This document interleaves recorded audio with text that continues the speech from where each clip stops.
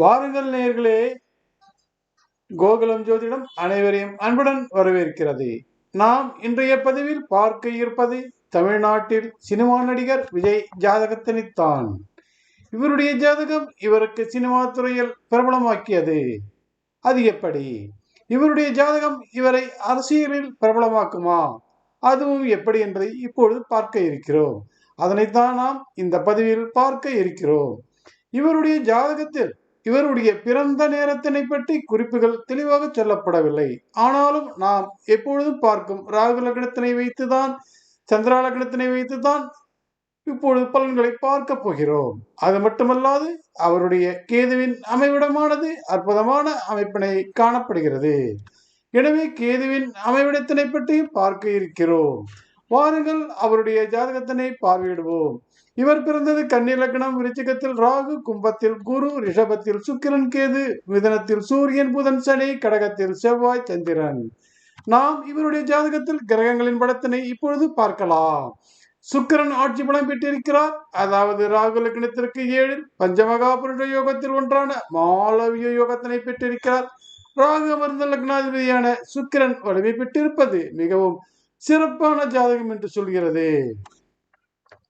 இவருடைய ஜாதகத்தில் சந்திரன் கடகத்தில் அமர்ந்திருக்கிறார். கடகத்தில் அமர்ந்த சந்திரனுக்கு 8 கும்பத்தில் குரு அமர்ந்திருக்கிறார். இந்த அமைப்பானது சகடை தோஷத்தினை தருவதாகும். ஆனாலும் சந்திரன் செவ்வாய் இணைவானது சந்திரமங்கல யோகத்தினை தருவதால் சகடை தோஷமானது சந்திரனால் பங்கப்படுகிறது. குரு சந்திரனுக்கு 8 மறைந்து சகடை தோஷம் பெற்று சந்திரனின் சந்திரமங்கல யோகத்தினால் சகடை யோகமாக மாறி செவ்வாய் தனது யோக பார்வையால் குருவினை பார்த்ததால் விபரீத ராஜயோகமானது இவருக்கு கிடைத்தது. எவ்வளவு அற்புதமான அமைப்பு பாருங்கள். குருவின் குருட்டு அதிர்ஷ்டம் விபரீத ராஜயோகத்தினை இவருக்கு கொடுத்தது. இவருடைய ஜாதகத்தில் சொல்லிக் கொள்ளும்படியான மிகப்பெரிய யோகங்கள் எதுவும் இல்லை. குருவினால் கிடைக்கக்கூடிய குரு அதிர்ஷ்டம் மட்டுமே, அதாவது குருவினால் கிடைக்கக்கூடிய குருட்டு அதிர்ஷ்டம் மட்டுமே இவரை உச்சத்திற்கு கொண்டு சென்றது. அப்படி என்றால் பணம் ஈட்டும் யோகம் இவருக்கு எப்படி கிடைத்தது? அதனையும் இப்பொழுது பார்க்கலாம். இவர் பிறந்த ராகு லக்னத்திற்கு 2 மற்றும் 11ஆம் வீட்டு அதிபதிகள் கோடிகளை கொண்டு வந்து கொட்டும் அட்சய பாத்திரங்களாக இருந்திருக்கின்றன. இவருடைய ராகு லக்னத்தின் விருச்சிகத்திற்கு 2ஆம் இடத்தோன் குரு. இவருடைய ராகு லக்னமான விருச்சிகத்திற்கு 11ஆம் இடத்தோன் புதன். இவருக்கு ராகு லக்னமான விருச்சிகத்திற்கு 2ஆம் இடத்தோன் குரு. குரு கும்பத்தில் அமைந்திருக்கிறார். லக்னாதிபதியான செவ்வாய் குருவினை பார்வையிடுவதால் இவருடைய நோக்கமே பணத்தினை ஈட்டுவதுதான் என்பதை சொல்லாமல் சொல்கிறது. அடுத்ததாக இவருடைய ராகு லக்னமான விருச்சிகத்திற்கு 11ஆம் இடத்தோன் புதன் 8 மறைந்து நின்று பணம் ஈட்டும் ரகசியங்களை சொல்லிக் கொடுக்கிறார். ஆம், 8ஆம் இடம் புதையல் தரும் வீடாகும். பணத்தினை அள்ளி அள்ளி கொடுக்கும் வீடாகும். அப்படித்தான் புதன் இவருக்கு 8 மறைந்து நின்றார். 2ஆம் இடத்தினை பார்வையிட்டார். புதன் தனக்கு உதவியாக தனக்கு 8ஆம் இடமான, அதாவது மிதுனத்தின் 8ஆம் இட அதிபதியான சனியினை துணைக்கு வைத்துக் கொண்டார். ஆக ராகு லக்னத்தின் 8ஆம் இடத்தில் 8ஆம் இடத்து அதிபதியான புதன், 8ஆம் இடத்துக்கு 8ஆம் இடத்து அதிபதியான சனி, அதற்கு 8ஆம் இடமாக வரும் இடமான சூரியன், இப்படியே 8 அதற்கு 8 அதற்கு 8 ஆகிய 3 8களும் இணைந்து ராகு லக்னத்தின் 8ஆம் இடத்தில் கூட்டம் போட்டு பணத்தினை அள்ளிக்கொள்ள சொல்லிக் கொடுத்தனர்.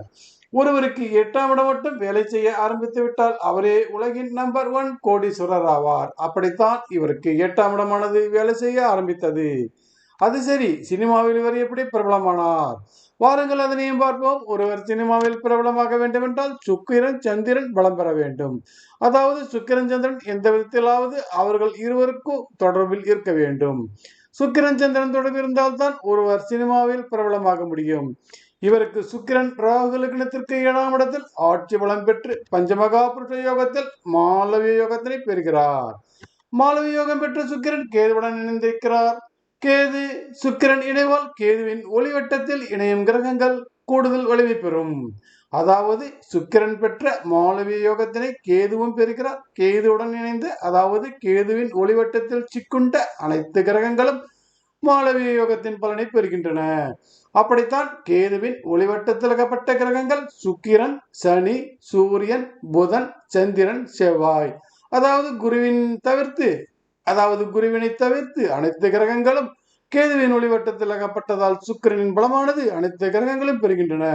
அப்படித்தான் சுக்கிரன் சந்திரன் கேதுவின் ஒளிவட்டத்தில் இணைவதால் இவருக்கு சினிமா உலகமானது மிக சிறப்பான வரவேற்பினை தந்தது. சரி, வாருங்கள் இப்பொழுது இவருக்கு அரசியல் ஆதாயம் தருமா என்பதை பார்ப்போம். இவருடைய 10ஆம் இடமானது கோணத்தில் விடுகிறது. அதாவது சுக்கிரன் கேதுவிற்கு 10ஆம் இடமானது கும்பம் மற்றும் அதனில் இருக்கும் குரு. சனி சூரியன் புதன் ஆகியோருக்கு 10ஆம் இடமானது மீனம். சந்திரன் செவ்வாய் இவர்களுக்கு 10ஆம் இடமானது மேஷம். எனவே இவருடைய தொழிலனை அடையாளம் காட்டும் வீடுகளாக கும்பம் மீனம் மேஷம் வருகிறது. கும்பம் மீனம் மேஷம் வீடுகளை தங்கள் கட்டுப்பாட்டில் வைத்திருக்க போகும் கிரகங்களாக சுக்கிரன் கேது சூரியன் புதன் சந்திரன் செவ்வாய் ஆகியோர் வருகிறார்கள். இவர்களில் சுக்கிரன் மீனத்தில் உச்சம் பெறுகிறார், செவ்வாய் மேஷத்தில் ஆட்சி பலம் பெறுகிறார், சூரியன் மேஷத்தில் உச்சம் பெறுகிறார், சனி மேஷத்தில் நிச்சபங்கம் பெறுகிறார். எனவே இவருக்கு அரசியல் பெரும் ஆதாயத்தினை தரும். இவருடைய அரசியல் வெற்றிகள் சனியினுடைய கும்பம் உதவி செய்ய இருப்பதால் தொண்டர்களின் பலம் இவருக்கு கிடைக்கும். சுக்கிரன் மாளவிய யோகம் மீனத்தில் உச்சபலம் பெறுவதால் பெண்களின் ஆதரவை அதிக அளவில் பெறுவார். சூரியன் உச்சபலம் பெறும் வீடாக வருவதால் அரசியல் வெற்றிகள் சாதகமாக இருக்கிறது. செவ்வாய் ஆட்சி பலம் பெறும் வீடாக வருவதால் அரசியலில் பதவிகளை பெறுவதற்கான வாய்ப்புகளும் உருவாகும். இவருக்கு அரசியலில் பெரும் ஆதாயத்தினை தரும் என்பதில் சந்தேகமே இல்லை. கூடுதல் பலமாக சந்திரமங்கல யோகம் கிடைத்திருக்கிறது. கூடுதல் பலமாக சூரியன் புதன் புதாத்திய யோகம் கிடைத்திருக்கிறது. இவருக்கு இப்பொழுது நடந்து கொண்டிருக்கும் சுக்கிரன் திசையானது இப்போதுதான் தொடங்கி இருக்கிறது. இவருடைய ராகு லக்னத்தின் 7ஆம் இடத்தில் மாளவி யோகம் பெற்ற சுக்கிரன் கேதுவின் வளையத்தினால் கூடுதல் பலம் பெற்று இவரை உச்சத்திற்கு கொண்டு செல்ல போகிறது. அடுத்து வரும் ஆண்டுகள் இவர் தமிழக அரசியல் அசைக்க முடியாத சக்தியாக உருவெடுக்கவும் வாய்ப்பிருக்கிறது. கிரகங்கள் அனைத்தும் கேதுவின் வளையத்தில் இருப்பதால் இவர் பாரத பிரதமர் மோடியின் சாதுரியத்தினை கொண்டு ஆன்மீக அரசியலை கொண்டு எதிர்காலத்தில் ஒரு ஆன்மீகவாதியாக உருவெடுக்கவும் வாய்ப்பிருக்கிறது. இது எப்படி ஏற்படும்? தமிழக அரசியலில் மற்றும் ஒரு அரசியல் புயல் வர இருப்பதை அறிய முடிகிறது. நாம் அடுத்த பதிவில் விஜய் ஆரம்பித்த கட்சியின் ஜாதகத்தினையும் அதன் எதிர்காலத்தினையும் பார்க்கலாம். நன்றி, வணக்கம். மீண்டும் பிறதொரு பதிவில் சந்திப்போம் நேயர்களே.